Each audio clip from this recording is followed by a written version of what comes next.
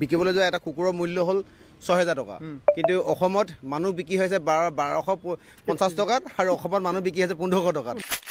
দাদাই কেতিয়া কোনো কাৰণত হিন্দু মুছলমান আপোনাৰ কৈ পোৱা নাছিলে। এওঁলোকে হিন্দু মুছলমান নকৰিলে মানে দিন হ'লে ৰাতি নোপোৱা, ৰাতি হ'লে দিন নহয়। এটা নুনু মহন্ত বা বাঁহী মহন্ত, আপুনি মোতকৈ বেছি ভালকৈ ক'ব। হিমন্ত বিশ্ব শৰ্মাই মোক পইচা নিদিয়ে, কটিত লাট দি থাকে।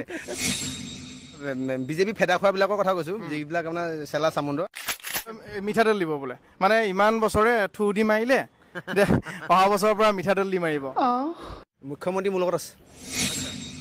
২৬ত বিয়া? ২৬ এণ্ডিঙত বিয়া পাতিম। আজি এমাহ হৈ গ'ল আমি জুবিন দাৰ ন্যায় পোৱা নাই। সকলোৱে মাত মাতি আছোঁ।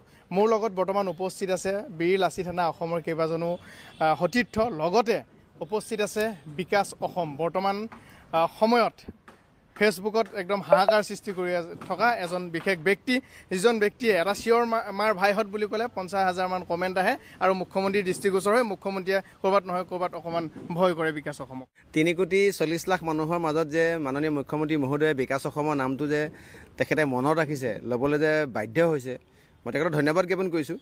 চাগে ক'ৰবাত নহয় ক'ৰবাত ভাল কামেই কৰিছোঁ চাগে, যিটো কাৰণত তেওঁলোকে এনেকুৱা ধৰণৰ নাম ল'বৰ কাৰণে আমাৰ কামৰ ফচলৰ যোগেদি তেওঁলোকে নাম ল'বৰ কাৰণে বাধ্য হৈছে। কিন্তু তেওঁৰ তলত থকা যিখিনি চালা চেমুণ্ডা ১৫০০ টকা মাহেকত পালেও পালে, কেতিয়াবা নাপালেও নাই, তেওঁলোকক খালি এটা কথাই ক'ব বিচাৰিছোঁ যে আপোনালোকে এই ১৫০০ টকাত আপোনালোকে নিজক বিক্ৰী কৰিছে। আজি ভালদৰে যদি আপুনি ভালকৈ চায়, নাগালেণ্ডত বিকিবলৈ যোৱা এটা কুকুৰৰ মূল্য হ'ল ৬,০০০ টকা, কিন্তু অসমত মানুহ বিক্ৰী হৈছে ১,২৫০ টকাত আৰু অসমত মানুহ বিক্ৰী হৈছে ১৫০০ টকাত। নাগালেণ্ডত এটা কুকুৰৰ দামেই হ'ল ৬,০০০ টকা। বাকী মই আপোনাক বেছি কথা কৈ নাথাকোঁ মানে এতিয়া, গম পাইছেনে? নাগালেণ্ডৰ কুকুৰা আমাৰ ইয়াতকৈ বেছি মূল্য। ইয়াত আকৌ ১,২৫০ টকাত মানুহ বিক্ৰী হৈছে, ১৫০০ টকাত মানুহ বিক্ৰী হৈছে, মাজনী মামনি আঁচনিৰ নামত বিক্ৰী হৈছে। জুবিন দাই যদি ন্যায় নাপায়, ন্যায় নামৰ শব্দটো অভিধানৰ পৰা সংবিধানৰ পৰা উলিয়াই দিয়ক, আঁতৰাই দিয়ক। বিগত দিনত এনেকুৱা বেয়া ইতিহাস আছে যে অভিনীলৰ ক্ষেত্ৰত আমি দেখিছোঁ নাপালোঁ, জোনমণি ৰাভাৰ ক্ষেত্ৰত CBI অহাৰ পিছত আমি ন্যায় নাপালোঁ। তাত আমাৰ গোটেইবিলাক বিষয় সন্দেহ আৱৰ্তত আছিলে, আমি জংকাৰৰ ক্ষেত্ৰত ন্যায় নাপালোঁ। এতিয়া এওঁলোকক যে আমি যদি কওঁ যে শ্যাম কানু, শেখৰ গোস্বামী বা সিদ্ধাৰ্থ শৰ্মাক আপোনালোকে ৰাইজৰ মাজত এৰি দিয়ক, হয় আপোনালোকে জামিন দি দিয়ক, তেতিয়াহ'লে আমি ৰাইজে মিলি ভাগ কৰি কামখিনি কৰি পেলাম, নহ'লে আপোনালোকে এনকাউণ্টাৰ কৰক। তেতিয়া এনকাউণ্টাৰ কৰক বুলি ক'লে তেওঁলোকৰ আকৌ যিবিলাক মুখপাত্ৰ থাকে টকশ্ব'ত, তেওঁলোকে তেতিয়া কয় আইনৰ দোহাই পিনে কথা কয়, এইজনে অসাংবিধানিক কথা কৈছে। বিকাশ অসমে আপোনাৰ ন্যায় বিৰুদ্ধে গৈ পিনে কথা কৈছে, অসাংবিধানিক শব্দ ব্যৱহাৰ কৰিছে। তেতিয়া মই তেওঁলোকক সুধিব বিচাৰোঁ যে বিগত এই ১.৫ বছৰত যে মোৰ দেন আপোনাৰ ৫টাতকৈ যে ভুৱা এনকাউণ্টাৰ হ'ল, DGP GP সিং আৰু ভাস্কৰজী মহন্তক আপোনাৰ DGP কালত, তেতিয়া কোনখন সংবিধান, BNS, IPC বা CRPC আধাৰত তেওঁলোকক মুক্তভাৱে হওক বা তেওঁলোকক লুকাই চুকুৰি হওক এনকাউণ্টাৰ কৰা হৈছিলে? একেখন আইন এতিয়া এই মুহূৰ্তত ক'ত গ'ল? জুবিন গাৰ্গ ডাঙৰীয়া অসমৰ সম্পদ হাত থবক বহিৰাগত একাংশ ব্যক্তিয়ে হওক বা অসমৰ দুষ্কৃতিকাৰীয়ে শেষ কৰি পেলালে। বহুতে ভাবিছে যে এতিয়া যে ইমানকৈ মাত মাতি আছে, সকলোৱে ভাবিছে যে চৰকাৰৰ এগেইনষ্টত মাত মাতি আছে, বিজেপি চৰকাৰৰ এগেইনষ্টত বিকাশ অসমে মাত মাতি আছে। কি ক'ব? সেইখিনি ১৫০০ টকীয়া ভক্ত এই মানে মাথাত কোনো চিন্তা শক্তি নথকা, মাথাত মামৰে ধৰাখিনিয়ে কৰি আছে। মই মুখ্যমন্ত্ৰী এগেইনষ্টত, বিজেপি এগেইনষ্টত এইটো মোৰ ক্ষোভ নহয়। মই বিজেপিকো ভোট মাৰি পাইছোঁ, মানে প্ৰাৰ্থীজনক গুৰুত্ব দিওঁ, পাৰ্টীক গুৰুত্ব নিদিওঁ। মোৰ কেম্পেইনটো হ'ল not against of BJP, not against of government, not against of মুখ্যমন্ত্ৰী। মোৰ কেম্পেইনটো হ'ল যে মুখ্যমন্ত্ৰী শাসনৰ কালত দক্ষ, যোগ্য, সুযোগ্য ব্যক্তিজন বুলি কোৱা ব্যক্তিজনৰ ৰাজনৈতিক জীৱনৰ কালত জুবিন গাৰ্গ ডাঙৰীয়া কেনেকৈ মৃত্যু হ'ল, প্ৰকৃত সত্য পৰিয়াল, শুভাকাংক্ষী অসমবাসীয়ে জানিব লাগিব আৰু ন্যায় পাব লাগিব। মোৰ সেইটোক লৈহে ফাইট। মই যে কিছুমানে যে কৈ আছে ২০২৬ত এনেকৈ ফটো বনাই বনাই দিছে, অখিল গগৈক আপুনি মুখ্যমন্ত্ৰী বিচাৰেনে, মাজতে দিছে লুইনক বিচাৰেনে, বা দিছে গৌৰৱক বিচাৰেনে, হিমন্ত বিশ্ব বিচাৰে, অপশ্যন দিছে। মই এই চেপ্টাৰবিলাকো ইয়াত আলোচনা কৰাটো বিচৰা নাই। সেইটো হ'ল ওৱান কাইণ্ড অফ ডাইভাৰ্চন। সিদিনা মই যেতিয়া সেই কটি চেলেকা ১৫০০ টকীয়া ভক্তবিলাকে মোৰ পাছত লাগিছিলে, এতিয়া ৰবিতা পাছত লাগি আছে, আৰু মই লাহে লাহে গম পাইছোঁ যে গৰিমা বৌকো এতিয়া হেনো তেওঁলোকে টাৰ্গেট কৰিব, কাৰণ সিহঁতৰ যিটো মানে IT চেলৰ টিম, সেই টিমত মোৰ মানুহ এতিয়া ভৰাই দিছোঁ। মই গোটেই ইনফৰ্মেশ্যনবিলাক পাই থাকোঁ। আৰু কথাটো এনেকুৱা ধৰণৰ, তেওঁলোকে এই জুবিন অনুৰাগী, প্ৰকৃত অনুৰাগী যিখিনিয়ে ১ মাহৰ আগতে দাদাৰ বেয়া খবৰটোৰ পৰা লাগি আছে, তেওঁলোকে এইখিনি ক্ষেত্ৰত মই সাহস আৰু উদ্দীপনা দি আহিছে, মই ধন্যবাদ জ্ঞাপন কৰিছোঁ। প্ৰত্যেকটো ক্ষেত্ৰতে মই দেখিবলৈ পাইছোঁ যে এই আপোনাৰ জুবিনদাৰ 4 লাখ কিবা যিটো হেছটেগ আছিলে তাক 1 মিলিয়নৰ পৰা 3 মিলিয়নলৈ অনালৈকে গোটেইখিনি উঠি পৰি লাগিছে আৰু তেওঁলোকক মই ধন্যবাদ জ্ঞাপন কৰিছোঁ। আমি এটা টাৰ্গেট কৰিছোঁ যে অসমৰ যিকোনো হেছটেগ ক্ৰছ কৰিলে নৰ্থ ইষ্টৰ যিকোনো হেছটেগ ক্ৰছ কৰোঁ অৱস্থা ইতিমধ্যে ক্ৰছ কৰিছে। আমি বিচাৰিছোঁ যে ভাৰতৰ সকলোতকৈ বেছিকৈ থকা হ'ল আমাৰ নৰেন্দ্ৰ মোদী ডাঙৰীয়াৰ 13 মিলিয়ন হেছটেগটো ক্ৰছ কৰিব লাগিব আৰু ছ'চিয়েল প্লেটফৰ্মৰ যিখন যুদ্ধ এই যুদ্ধখনত আমি বিচাৰিছোঁ নিৰন্তৰে চলি থাকিব আৰু এই যুদ্ধ ন্যায়ৰ যুদ্ধ হয় আৰু এই যুদ্ধ মোৰ দেউতাৰ ক্ষেত্ৰত যদি হয়, মাৰ ক্ষেত্ৰত যদি হয়, আহি থকা দিনত যদি মাননীয় মুখ্যমন্ত্ৰী হিমন্ত বিশ্ব শৰ্মা, পীযুষ হাজৰিকা, গৌৰৱ গগৈ, অখিল গগৈ বা লুৰিণজ্যোতি গগৈ যাৰ ক্ষেত্ৰত হ'লেও এই যুদ্ধখন আমি ন্যায় প্ৰাপ্তিৰ কাৰণে যুদ্ধ কৰিমেই। মাননীয় মুখ্যমন্ত্ৰী মহোদয়ক মই এটা মোৰ ফালৰ পৰা এজন সৰু মানুহ মই আপুনি মোৰ নামটো সেইদিনাখনি লৈছে, ভাললৈ লৈছে নে কাললৈ লৈছে মই নাজানিম, এইটো পিছতে গম পাম। কিন্তু আপোনাক মই এটা কথা ক'ব বিচাৰোঁ, আপোনাৰ লগত যিখিনি এডভাইজাৰ আছে তেওঁলোকৰ মানে মাথা ব্ৰেইনটো মানে পাব্লিকৰ ইম'চনৰ ৱেভৰ লগত চলা নাই। দুদিনৰ আগত কৈ দিলে মই জুবিন আমিও জুবিন, ঠিক আছে মই মানি লৈছোঁ আপুনি জুবিন বা আমিও জুবিন বুলি কৈছে, অ'কে তেওঁলোকে টেগলাইন এটা দিছে মানি লৈছোঁ দাদাৰ ভালৰ কাৰণে কৈছে। কিন্তু দাদাৰ ভাগৰ আদৰ্শখিনি ক'ত? বিজেপিয়ে গান গাব নোৱাৰিব পাৰে কিন্তু বিজেপিয়ে দাদাৰ প্ৰথম আদৰ্শ আছিলে গছ কটা নাছিলে। দাদা ঢুকুৱা এসপ্তাহ ভিতৰতে গছ কাটি দিলে আপোনাৰ দীঘলী পুখুৰী। দাদাই কেতিয়া কোনো কাৰণত হিন্দু মুছলমান আপোনাৰ কৈ পোৱা নাছিলে। এওঁলোকে হিন্দু মুছলমান নকৰিলে মানে দিন হ'লে ৰাতি নোপোৱা, ৰাতি হ'লে দিন নহয়। দাদাই কেতিয়াও কোনো কাৰণত কেব বা কাৰ মানা নাছিলে কিন্তু এওঁলোকে দেখোন কেব আৰু কাৰ দেখোন বুকুচাত লৈ লৈছে। দাদাই কেতিয়াও কোনো কাৰণত এই সহজ সৰল দুখীয়া মানুহখিনিক মানে ইগন'ৰ কৰা নাছিলে কিন্তু অসমত এতিয়া সহজ সৰল মানুহৰ কোনো ইয়াত গুৰুত্ব নাই। বহিৰাগত ব্যক্তি কেৱল আগ্ৰাসন, আদানী আম্বানী ইয়াত কেৱল অপশাসন আৰু ইয়াত তেওঁলোকে কেৱল অসমখন ক্ষীয়তী গাই নিচিনাকৈ এজনী জাৰ্চি গাই নিচিনাকৈ গাখীৰ খীৰাই আছে, ইয়াৰ পৰা গাখীৰ লৈ গৈ আছে। এইফালে এই গৰুজনীক যে আপোনাৰ ঠিক আছে আমাৰ ইয়াৰ পৰা তুমি গাখীৰ নিচা ক'বলগীয়া একো নাই কিন্তু গৰুজনীকতো এটলিষ্ট তোমালোকে ঘাঁহ কেইডালমান দিয়া। এওঁলোকে কি কৈছে এতিয়া নুনু মহন্ত বা বাঁহী মহন্ত, আপুনি মোতকৈ বেছি ভালকৈ ক'ব, এই নুনু মহন্ত, বাঁহী মহন্ত, সিদ্ধাৰ্থ, শেখৰক এওঁলোকক ইমান ৰক্ষণাবেক্ষণ দিয়াৰ কাৰণটো কি? মই বিচাৰিছিলোঁ যে এওঁলোকক একদম চিধা চিধিকৈ বাহিৰলৈ আনিব লাগে, দৰকাৰ হ'লে এনেকৈ শ্বুট কৰি দিব লাগে, এনকাউণ্টাৰ কৰি দিব লাগে, দৰকাৰ হ'লে চৰকাৰে কৰি দিব লাগে। আমি কোৱা নাই, কোনে কৰিলে নাজানো, পাব্লিকৰ সন্মুখত ঠুকি দিব লাগে, ঠুকি দিব লাগে। কথা শ্বৰ্ট হ'ব লাগে আৰু মানে আজিকালি ইমান লাম্বা একো বস্তু কোনেও ভাল নাপায়, শ্বৰ্ট কৰিব লাগে। আৰু চৰকাৰখন তেতিয়া বিগত দিনতো একেটা ঘটনা ঘটিছে, এতিয়াও হৈ যাব, ৰাতি ফুৰাবলৈ নিব লাগে। নহ'লে আৰু এটা কাম কৰিব পাৰে, সেইটো প্ৰপ'জেলটো মই প্ৰথম দিছিলোঁ, এই গোটেই 6টা-7টা অপৰাধীৰ নামত এটা দাম ব্ৰঞ্জ বা লোহাৰ এটা ষ্টেচু বনাব লাগে, ধুনীয়াকৈ একদম মূৰ্তি বনাব লাগে, কাণত ধৰি পিনে আঁঠুকাই থাকিব, এখন উদ্যান বনাই দিব লাগে, মানে শ্যাম কানু, সিদ্ধাৰ্থ, কুলাংগা উদ্যান নাম দিব লাগে। বাহিৰৰ ফৰেনাৰ্ছবিলাক আহিব, ইয়াতে ফুৰিবলৈ আহিব, তাৰপৰা চেণ্ডেল খুলি সেই একদম চেণ্ডেলে সিহঁতক চাটপ দিব। প্ৰজন্ম সেই সিহঁতক মানুহে মাৰিব আৰু প্ৰজন্ম জুবিন গাৰ্গ কি আছে সকলোৱে আলোচনা কৰিব। সকলোকে সৰ্বত্ৰে এটাই অনুৰোধ থাকিব, ইয়াত নন পলিটিকেল এজেণ্ডা ৰাখক। কংগ্ৰেছ বিজেপি সকলোকে মই এটাই কথা ক'ম যে আপোনালোকে নিজৰ কংগ্ৰেছ বিজেপি AJP ৰাইজৰ দলৰ পোচাকযোৰ খুলি থৈ আহক। দল সংগঠন আছু, AJYCP, বিল আছি থানা অসম, আটাছু বা অসমীয়া যুৱ মঞ্চ যিয়ে নহওক লাগিলে সকলোৱে নিজৰ পোচাকযোৰ আমি বাহিৰত খুলি আমি সৰ্বত্ৰে এটাই চিঞৰ যে জুবিন দাক ন্যায় লাগে। কাৰণ জুবিন দাৰ নিচিনা মানুহে যদি ন্যায় নাপায়, আহি থকা দিনত পীযুষ হাজৰিকা যদি নাইকিয়া হৈ গুচি যায়, হিমন্ত বিশ্ব শৰ্মা যদি নাইকিয়া হৈ যায়, অখিল লুৰিণো যদি নাইকিয়া হৈ গুচি যায়, শৃংখল অন্তপাণি ফুকন যদি বা সমুজ্জ্বল দাস যদি নাইকিয়া হৈ গুচি যায় বা বসন্ত গগৈ যদি নাইকিয়া হৈ গুচি যায়, তেতিয়াহ'লে মানে আমি একো কোনো কাৰণত মাত মাতিব নোৱাৰিম। কাৰণ অসমে কেতিয়া কোনো কাৰণত ন্যায় শব্দটো ব্যৱহাৰ কৰিব পৰাই নাই। আৰু কথাটো এটাই হয়, আপুনি চাবচোন জাকে জাকে যে মানুহবিলাক ওলাই আহিছে, এইটো ন্যায়ৰ কাৰণে কেম্পেইনিং নে এইটো ইলেকশ্যনৰ কাৰণে কেম্পেইনিং? আৰু এনেকৈ কথাবিলাক এনেকুৱাকৈ কয় যেন এতিয়া জুবিন গাৰ্গ ডাঙৰীয়াক ন্যায়ৰ কাৰণে কথাবিলাক তাৰ লগত মানে প্ৰাসংগিক হ'ব লাগে। এতিয়াতো এখন কোনো নিৰ্বাচনৰ বৈতৰণী সভা নহয়। ইয়াত কংগ্ৰেছ বিজেপিৰ কথা কেনেকৈ আহিলে, ইয়াত হিন্দু মুছলমানৰ কথা কেনেকৈ আহিলে, এখনো ধৰ্মীয় কিবা আলোচনা নহয়। গতিকে ইয়াত হ'ব লাগে অনলি ফ'কাছ হ'ব লাগে জুবিন গাৰ্গ, অনলি ফ'কাছ হ'ব লাগে ন্যায়। যি জুবিন গাৰ্গে জীৱিত কালত অসম আৰু অসমীয়াৰ কাৰণে ইমানখিনি কাম কৰি থৈ গ'ল। চাওক 38টা গান, 40টা লেংগুৱেজ পাহৰি যাওক আপুনি।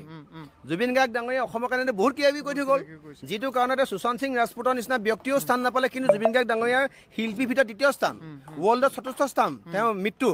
গতিকে যিজন ব্যক্তিয়ে একেদিনাই humming king of world, not India, not Asia, world, আৰু যিজন ব্যক্তিৰ নামেৰে নামাকৰণ হৈ গুচি গ'ল গুগলত এই লেকটো ছিংগাপুৰৰ, সেইজন ব্যক্তিয়ে জীৱিত কালত দিলে মৃত্যু কালৰ পিছতো মৃত্যু হোৱাৰ পাছতো দি থৈ গৈছে। গতিকে জুবিন গাৰ্গ ডাঙৰীয়া যিজন ব্যক্তিৰ মৃত্যুৰ সময়ত 20-25 লাখ মানুহ গোট খাইছে, যাৰ মৃত্যু চাঙিখন ধৰিবৰ কাৰণে হাজাৰ মানুহ আগবাঢ়ি আহিছে, য'ত আমি ঘৰৰ কাষত কোনোবা মানুহ মৰিলে মৰিহালিলে গ'লে ঘৰত আহি গা ধুওঁ, তেনে ক্ষেত্ৰত আমি শুনাপাত আমি গৈ দিনে ৰাতি থাকোঁ, গা চা ধোৱা কোনো কথা নাথাকে। য'ত সৰ্বধৰ্মীয় আলোচনা হৈছে, য'ত সৰ্বধৰ্মীয় আলাপ আলোচনা আছে, হিন্দু মুছলমান সকলো ধৰ্মীয় মানুহে আহি পিনে তাত কোনোবাই আপোনাৰ ধৰি লৈছোঁ তেওঁলোকৰ নিজৰ ষ্টাইলত দাদাৰ আত্মা চিৰশান্তিৰ কাৰণে প্ৰাৰ্থনা কৰিছে ন্যায় প্ৰাপ্তিৰ কাৰণে যুঁজ দিছে সেই জুবিন গাৰ্গৰ ডাঙৰীয়াৰ ক্ষেত্ৰত আকৌ আমি কি কৰিছোঁ হিন্দু মুছলমান আমি কি কৰিছোঁ ৰাজনীতি দাদাই নিজে কৈছে পলিটিক্স নকৰিবা বন্ধু মই বিচাৰোঁ মাননীয় মুখ্যমন্ত্ৰী মহোদয়ে মানুহ মৰণশীল আপুনি মৰিব ময়ো মৰিম সকলো মৰিব আমিতো ইমৰ্টেল নহয় গতিকে মৃত্যুৰ পাছত যাতে মাননীয় মুখ্যমন্ত্ৰীয়ে জুবিন গাৰ্গ ডাঙৰীয়া আত্মাক লগ পাই যাতে ক'বগৈ পাৰে মই পৰজনমক বিশ্বাস কৰোঁ যে কাৰণ ইয়াত স্পেচিয়েল এটা শব্দ লুকাই আছে কাৰণ দাদাৰ অলৌকিকতাৰ পৰা জানিব পাৰি যে তেখেত নৰ্মেল নাছিলে যাতে ক'বগৈ পাৰে যে জুবিন মই একো নহ'লেও মোৰ জীৱন্ত কালত যে যিমান পাপ কৰিলোঁ যিমান মই মানুহৰ ওপৰত মই হিটলাৰী শাসন চলালেও কিন্তু মই তোক হ'লে কিন্তু ন্যায় দি থৈছোঁ যাতে সেই কথাটো যাতে স্পষ্টভাৱে ক'বগৈ পাৰে সেইটো মই বিচাৰিছোঁ আৰু দাদা সেইটোৱে বিচাৰি আছোঁ এটা 100% আৰু চাওঁ দাদা নামেদি সোণাপুৰ জেগাডোখৰতে সৰ্বধৰ্মী এটা প্ৰাৰ্থনা ঘৰ হ'ব লাগে দাদা নামেদি তাত এটা ইণ্টাৰনেশ্যনেল ষ্টেণ্ডাৰ্ডৰ এটা ষ্টুডিঅ' হ'ব লাগে যাতে দুখীয়া নিচিনা আৰু কোনোবা জুবিন জন্ম হ'ব পাৰে আৰু দাদা নামেৰে তাতে এটা মানে Zubeen Garg night every year হ'ব লাগে ইণ্টাৰনেশ্যনেলি আৰু বিচাৰোঁ যিমানবিলাক 3 ষ্টাৰ আৰু 5 ষ্টাৰ হোটেল আছে অসমত সন্মুখত এটা এটা প্ৰতিমূৰ্তি প্ৰত্যেকজন আপোনাৰ মালিকে বনাব লাগে যাতে তাত আহি পেলাই যাতে মানুহে জানিব আৰু দাদা নামৰ এখন ইউনিভাৰ্চিটি হ'ব লাগে এখন ইণ্টাৰনেশ্যনেল বৰ্ষাপাৰা নিচিনা খেল ষ্টেডিয়াম হ'ব লাগে মানে আমি বিচাৰোঁ দাদাক আমি জীয়াই ৰাখিব পাৰিম জুবিন গাৰ্গৰ মৃত্যু নাই হোৱা জুবিন গাৰ্গৰ খালি সৃষ্টিখিনিহে ক'ৰবাত নহয় ক'ৰবাত ফুল ষ্টপ হৈছে মানে 38,000 পৰা আৰু এটা গান দাদাৰ মুখেদি নহ'ব আৰু 40টা লেংগুৱেজৰ জেগাত 41টা লেংগুৱেজ দাদা যোগেদি আৰু এটা গান নহ'ব কিন্তু দাদাই যে দুখীয়া নিচিনা মানুহক যে সহায় কৰিছিলে দাদাই যে বিপদত পৰা মানুহৰ ওচৰলৈ যে তেওঁ আহিছিলে যে দাদাই যে সন্মুখত যে মানুহে চাকৰি পাবৰ কাৰণে যে ৰৈ আছিলে এইখিনি কাম এতিয়া আমি কৰিম দাদাক আমি জীয়াই ৰাখিম আমি কৰিব লাগিব আৰে চাওক প্ৰাণহীন দেহাটো আত্মাৰ জন্ম আছে মৃত্যু নাই আত্মাটো ক'ৰবাত নহয় ক'ৰবাত থিতাপি লৈছেগৈ গতিকে জুবিন গাৰ্গ ডাঙৰীয়া আদৰ্শখিনি আমি লৈ জীয়াই থাকিম খেলা খতম ইয়াত আকৌ কংগ্ৰেছ বিজেপি ক'বলৈ কি আছে মই যদি কিবা কাৰণে ধৰি লৈছোঁ বোলে আজি বোলে মুছলমানে এগেইনষ্ট কৰিলোঁ তেতিয়া কোনোবা ক'ব মই বিজেপি এতিয়া মই জুবিন দাৰ কাৰণে ন্যায় বিচাৰিছোঁ কোনোবাই কৈছে ই হেনো বোলে গৌৰৱ গগৈৰ লগত কথা পাতিছে বোলে গৌৰৱ গগৈৰ বোলে বিকাশ অসমে অলৰেডি বহিলেই মইতো কালি শুনা পাইছোঁ টিকেট ফাইনেল দিছপুৰৰ বোলে গৌৰৱ গগৈৰ লগত বোলে কংগ্ৰেছৰ লগত বহি পেলাই আলোচনা কৰে দিছপুৰৰ বোলে টিকেট ফাইনেল আৰে মই যদি ৰাজনৈতিক কথা বতৰা যদি ভাবিলোহেঁতেন মই কাৰোবাৰ চাগে ভৰি মানে পৰি দিলোঁহেঁতেন চাগে বাকীবিলাকে পোৱা নাছিল এনেকুৱা ধৰণৰ কথা আগতেও ওলাইছিল যেতিয়া ইনোভাখন লৈছিলে ইনোভাখন লোৱাৰ সময়ত কৈছিলে যে হিমন্ত বিশ্ব শৰ্মাই পইচা দিয়া বুলি কৈছিলে ইনোভা ল'বলৈ হিমন্ত বিশ্ব শৰ্মাই মোক পইচা নিদিয়ে কটি লাট দি থাকে সেইটো হিমন্ত বিশ্ব শৰ্মা মই ধৰি থাকোঁ এৰি নিদিওঁতো গম পাই নহয় এতিয়াকে মোক এইটো বেম্পুটো দি পিনে জেলত পঠিয়ায় আৰু এনেকুৱা হ'ল যেন গোটেই অসমত প্ৰথম ইনোভা লোৱা মানুহজন বিকাশ অসম তেনেকুৱা হ'ল কথা যেন এই 1500 টকীয়া ভক্তবিলাকে যেন মোৰ ভাগৰ EMIহে মাৰিবহি সেইটো বেয়া লাগে জানেনে 1500 টকা বুলি 3 মাহ 4 মাহ দৰমহা পোৱা নাছিলে এতিয়া মোৰ এই কথাটো মানে এতিয়া মোক সমালোচনা কৰিবৰ কাৰণে এতিয়া আপুনি পেণ্ডিং থকা প্ৰত্যেক 3 মাহৰ দৰমহা দি দিছে এতিয়া 4,500 5,000কৈ পাইছে এতিয়া সিহঁতৰ এতিয়া চেলাৰীটো কণ্টিনিউ হ'ব খালি মোক এতিয়া মানে মোৰ পাছত লাগি থাকিব লাগিব এটা কথা আপোনালোকে নাভাবিব যে কাৰোবাক ডমিনেট কৰি বহুদিন ৰাজত্ব কৰিব পাৰিম বুলি ডমিনেট নৰ্মেল পাব্লিকক কেতিয়াও কৰিব নোৱাৰে ঠিক আছে আপোনালোকে এটা ছিষ্টেমত যাওক আমি ন্যায় বিচাৰিছোঁ নৰ্মেল পাব্লিকে ন্যায় বিচাৰিছে জাষ্ট ন্যায়টো আপোনালোকে দি দেখুৱাওক আৰু সেইদিনাখন বাক্সাত যাওঁতে এটা কথা গম পালোঁ যে বাক্সাত কিবা খবৰ ল'বলৈ গৈছিলে যিজন ল'ৰাক গুলিয়াইছিল খবৰ ল'ব যাওঁতে পুলিচে ধৰা বুলি মই গম পাইছিলোঁ ফেচবুকত লিখিছিল বাক্সাত তামাম কাহিনী আমি গ'লোঁ তালৈ যাওঁতে বাক্সাত মানে জেগাই জেগাই মোৰ 150-200 ল'ৰা ৰৈ আছে চাহ তাহ খাইছোঁ মোৰ ঘপককৈ মানে এজন মানুহ চকুৱে পৰি গম পালোঁ এজন SB মানুহ মানে মোক কৈছোঁ দাদা এইফালে হওক আপুনি SB মানুহ হয় নহয় তাৰপৰা তেখেতে চুচুক চামাক কৰিছে কৈছে হয় বোলে তাৰপৰা কেনেকৈ গম পালে দিছে মই কৈছোঁ মই আপোনালোকৰ বোলো মই চকু চাই গম পাওঁ যে আপোনালোকে কি ধান্দাত বহি আছে সেইদিনাখনি দীপক মেধি ঘৰত খবৰ লৈ আহিলোঁ মই বাকী কেইজনৰ ঘৰত খবৰ ল'ম বুলি ভাবিছিলোঁ বা আপোনাৰ কি কয় এইমছত ভৰ্তি হৈছে তাত খবৰ ল'ম বুলি ভাবিলোঁ জাষ্ট খবৰলৈ ওলাই আহোঁতে পুলিচৰ 4 গাড়ী 5 গাড়ী উইথ ডাঙৰ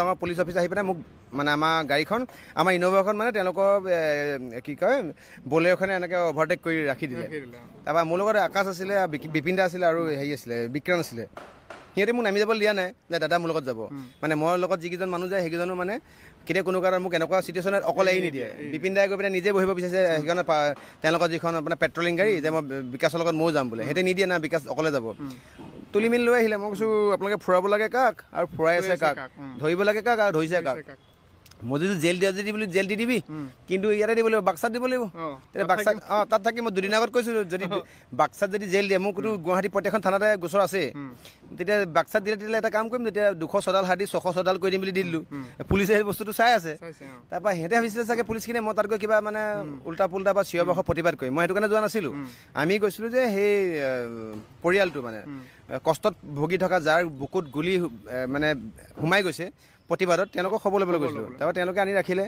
মই লগ পালোঁ GD শৰ্মাক লগ পালোঁ, গীতাৰ্থদেৱ শৰ্মা, যিয়ে লাঠি চাৰ্জ কৰিছিলে বুলি কৈছে। মই তেওঁক সুধিলোঁ, কথা পাতিলোঁ। তেওঁ শেষত ক'লে যে লাঠি চাৰ্জটো মই প্ৰথমে কোৱা নাছিলোঁ, কিন্তু প্ৰথমে যে গাড়ী আহোঁতে তোমালোকে দেখিছিলা চাগে, গাড়ীত শিলগুটি মাৰিছিলে। চিটুৱেশ্যনটো বহুত বেছি বেয়া হ'ল। মই তেওঁক কৈছোঁ আপুনি বেয়া কাম কৰিছে। তেওঁলোকে কৈছে আমি rule abide by rule given by the গভৰ্ণমেণ্টৰ ছিষ্টেম বুলি কৈছে, তেওঁলোকে বুজাইছে। মই কৈছোঁ যে তেওঁলোকে কৈছে আমিও অসমীয়া, আমি কিন্তু মানে হল ঠেকত পৰিছোঁ। সেইটো সময়তে তেতিয়া আহি পালেহি আপোনাৰ SP উজ্জ্বল প্ৰতিম বৰুৱা, একদম মাই দিয়ে মানুহ দেই। মই এজন মানুহক বহুত ভাল লাগিলে। তাকে মই ভাবিছোঁ চাগে একদম SP আহিছে চাগে, ছিংগাম টাইমত আহিব, একদম ধাই কিবা কিবি ক'ব চাগে। মই ৰেডি আছোঁ, যি ক'ব তাক প্ৰত্যেকটো উত্তৰ দিম আৰু মই ভয় কৰিব মানে বেলেগ এটা মোচনত ময়ো আছোঁ মানে।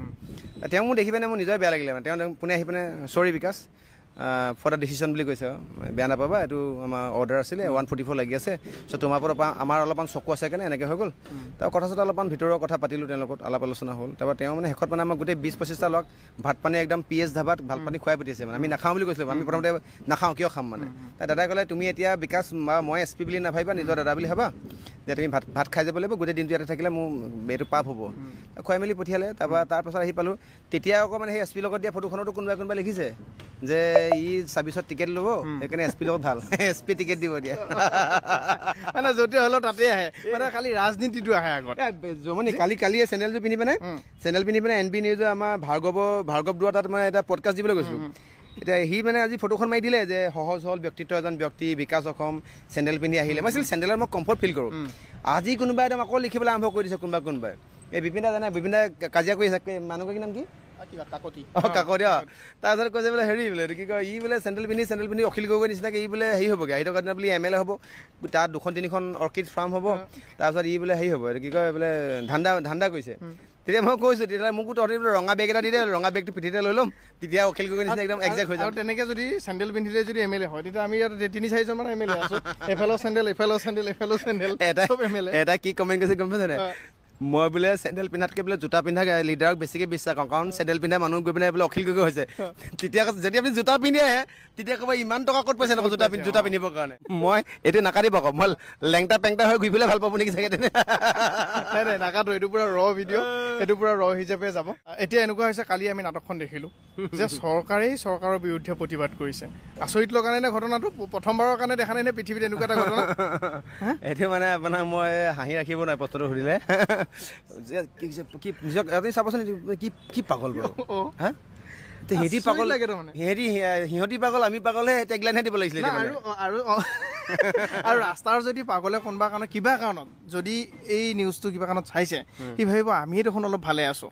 নাই এটা কথা, এই হেৰিয়ৰ BJP ফেদা খোৱাবিলাকৰ কথা কৈছোঁ, যিবিলাক আপোনাৰ চেলা চামুণ্ডৰ, সেইটো অকণমান ভাবি পাইছে নে নাই একচুৱেলি কি কৰি আছে?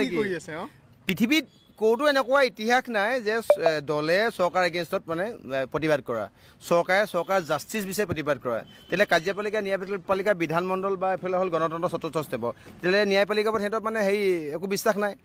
বিশ্বাস থকাহেঁতেনতো কেতিয়া কোনো কাৰণে এইখিনি নহ'ল, নিজৰ ওপৰতে বিশ্বাস নাই। আৰু নেতৃত্বত আছে আকৌ যিজন ব্যক্তি, সেইজন ব্যক্তি ফটোখন দেখিলে মানুহে কি কয় যে এইটো বলদ, এইটো গৰু, এইটো অলগদ্ধ, এই বলদটো ক'ৰ পৰা আহিলে বান্ধি ধৰ। ছাৰে কৈ থৈ গৈছে ন, বিগত ব্যক্তি বহুকেইজন ব্যক্তি কৈ থৈ গৈছে গৰু বুলি, বলদ বুলি, আৰু নেতৃত্বত বাপৰে বা বেলেগ কথা হয়।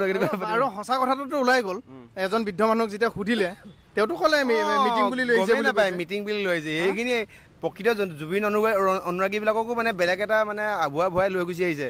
এইখন মানে তামা মানে এতিয়া ৰৈ বিনালে আমি চিনেমা চাম বুলি ৰৈ আছোঁ, তাৰ আগত তেওঁলোকক কেইখন চিনেমা ৰিলিজ দিব গম পোৱা নাই। মই কৈছোঁ অলৰেডি চাব হা, যে চিনেমা হলত আপোনালোকে 3 মাহৰ কাৰণে চিনেমা ৰিলিজ নিদিব, অকল ৰৈ বিনালে আপোনালোকে চিনেমাখন ৰিলিজ দিব। কিন্তু ইহঁতে আনুষ্ঠানিকভাৱে নহয়, অনানুষ্ঠানিকভাৱে চিনেমা ৰিলিজ দিয়ে আছে। আৰু এনেকুৱা ধৰণৰ তামাম কোনে স্ক্ৰিপ্ট লিখিছে গম নাপাওঁ, চিনেমাখন অকল এদিনহে চলে আৰু আজিৰ পৰা নচলে। আৰু মুখ্যমন্ত্ৰীক এটা কথা ক'ব বিচাৰিছোঁ, আপোনাৰ লগত যিমানখিনি মানুহ আপোনাৰ লিগেল এডভাইজাৰ, ইণ্টেলেকচুৱেল এডভাইজাৰ হিচাপে আছে, আপোনাৰ সেইকেইজন ব্যক্তি মাথাত চিৰিয়াছলি কৈছোঁ মানে এটা ফ্লপ খাইছে। মই আমি জুবিন ফ্লপ, আমি থাকিলে অলপ ভালে এডভাইচ দিব পাৰিম। মুখ্যমন্ত্ৰী মহোদয়েও এটা কথা মানে মনত ৰখাটো উচিত, আপুনি নৰ্মেল পাব্লিকৰ এগেইনষ্টত গৈ আছে এইকেইদিন যি দেখিছোঁ। যেতিয়া ৰাইজে উত্থাপন কৰিলে যে এইবাৰ যিহেতু আমাৰ ঘৰৰ মানুহ, জুবিন দা মানে আমাৰ সকলোৰে ঘৰৰ এজন মানুহ, ঘৰৰ মানুহ ঢুকাওঁতে মানুহে কি কৰে, এবছৰলৈকে বা 6 মাহলৈকে একো মানে ফেষ্টিভেল ফূৰ্তি নকৰে, একো নাপাতে ঘৰত। কিন্তু এইবাৰ কি হৈছে, যেতিয়া জুবিন দা ঢুকালে অসমৰ মানুহে কৈছে এইবাৰ আমি ফটকা নুফুটাও বুলি, 90% মানুহে কৈছে ফটকা নুফুটাও বুলি। কিন্তু তেওঁ আহি লাইভত কৈছে কি ফটকা ফুটাওক।